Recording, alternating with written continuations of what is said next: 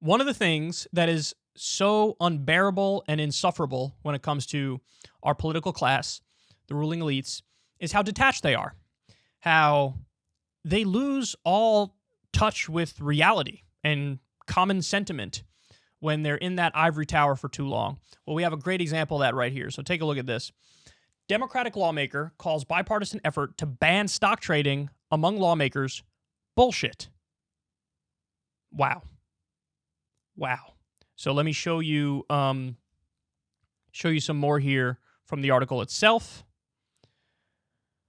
So my thoughts on it, I think this whole concept is bullshit, because I think that why would you assume that members of Congress are going to be inherently bad or corrupt?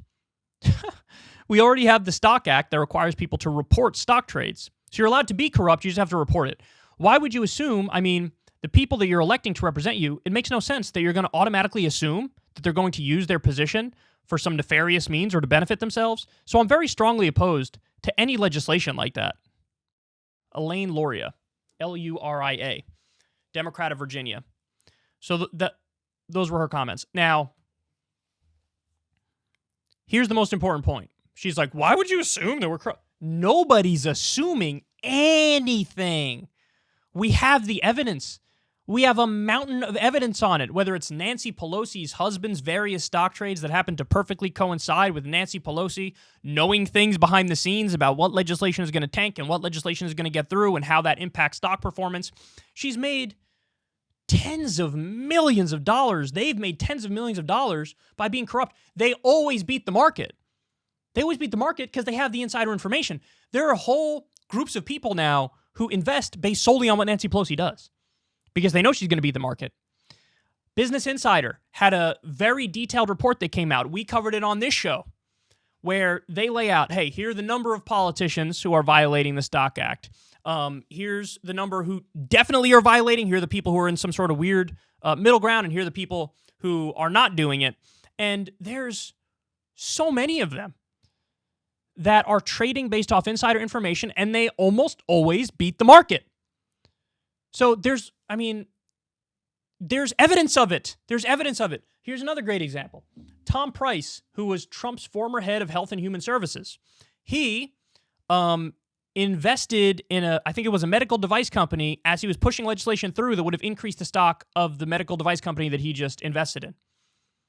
Everybody knows the famous story. This is one of the reasons why Perdue and Loeffler lost in Georgia to Ossoff and Warnock, because Perdue and Loeffler were in on a nefarious meeting behind the scenes right before the stock market crash that was because of COVID, and they were told, this thing is serious, you might want to do a little something in terms of your own wallet, and so they all cashed out and were not there for the crash. Guys, if the Stock Act is just, hey, you need to report how corrupt you are, okay, transparency is good, but you shouldn't allow the worst thing and just report on what you're doing.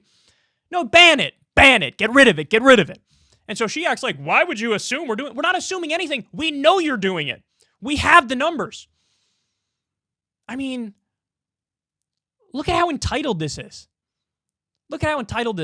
Now, these guys turn around. Dan Crenshaw, what did he say? He came out and said, well, you're not going to get anybody to run for office because how are we going to improve ourselves? If we're not allowed to improve ourselves, how's that going to work? You want to improve yourself? You want to care about just your bottom line and your money? Go pick a different field. This is called public service for a reason. You're supposed to be serving the public. That's what you're there for. Now, by the way, I would have no issue whatsoever with increasing the pay of these people in Congress. It depends whether you're a congressman versus a senator, how much money you make. Some, I think it's 180 or something for some of them, and some are, I think, over 200 or whatever. I think the president's 400,000. I would have no problem with raising the amount of money they get paid, but I would ban them from doing any sort of investments, from their family from doing any sort of investments whatsoever. I'd ban the revolving door, which is like as soon as these people leave Washington, D.C., they go cash in with some corporation and become a lobbyist. And the reason why the lobbyists hire them is because when they were a politician, they would do their bidding. So you give them a tax cut or you give them a subsidy or you fight for them, for this company, instead of the people, and then they pay you afterwards and pay you $1 million or $2 million a year to sit on your ass all day and call yourself a lobbyist.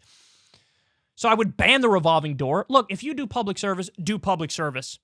do public service. I wouldn't even do just a 10-year ban. I do a lifetime ban. But I have no problem paying public servants more and trying to make them like corruption-proof and banning all the different sorts of corruption. And you guys know me. This is maybe one of my more unpopular opinions, although I don't know. A lot of you guys seem to like it. I would treat corruption, I would punish it like it's one of the worst felonies. I would punish it right up there with like rape and murder and grand larceny and all sorts of stuff, assault. Because over time, this is what degrades a nation. She's like, oh, why would you assume that we're not doing... We're not assuming, we know. And by the way, if you look at the approval rating of Congress, it varies anywhere from 7% to 25%. You don't understand how despised you are and that this is one of the main reasons why? That it's very obvious. All you're doing is representing your donors, whether it's because of campaign finance stuff or whether it's because you're, personally getting wealthy by investing and then affecting the stock price directly with the laws you pass. It's just astounding anybody would say this. Guys, for the campaign finance front, there was that Princeton study that said the U.S. is effectively an oligarchy and not a democracy. This came out like a decade ago. Nothing's changed in the right direction. If anything, we've gone further down the wrong direction. She has the nerve to say this. We're not inherently bad or corrupt. Nobody's saying you're inherently bad or corrupt. We're just saying you are bad and corrupt based on the evidence. Imagine having a victim complex over this. You are getting away with things that are brazen crimes that to any reasonable person, they say, that's a conflict of interest and not a problem. And you're playing the victim? God, kick her out of office, man. She's got to go. She's got to go. I mean, even Nancy Pelosi under pressure was, forced herself to sound slightly more reasonable. This one's like, it's bullshit. We're victims. You voted for us, so that, you're getting what you deserve. No, because if all of our options are bad because the incentives of the system are bad, well, then we need to change the incentives of the system and totally change the system. Like, that's the thing.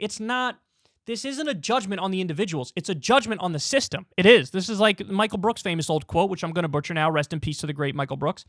But he said, be kind to people, be hard on systems. Because, yeah, almost anybody in this position would act like this. That's not a problem with them. It's a problem with the system. Change the incentives of the system so you can't act like this. You don't, take people at face value that they're going to act well, even though they're allowed to get away with so much wrongdoing. No, just change the fact that they get away with the wrongdoing. Okay, I think you guys get the gist of it. These entitled, spoiled, pampered little pricks, so out of touch. This is why everybody hates Washington, and it's not even a partisan thing. This isn't left or right or anybody who cares about honesty and integrity in government looks at this and goes, the answers are clear. Hey, y'all, do me a favor and like and subscribe. It helps out big time in the algorithm. Click the bell as well for notifications when videos drop, and watch that video on screen right now. You know you want to.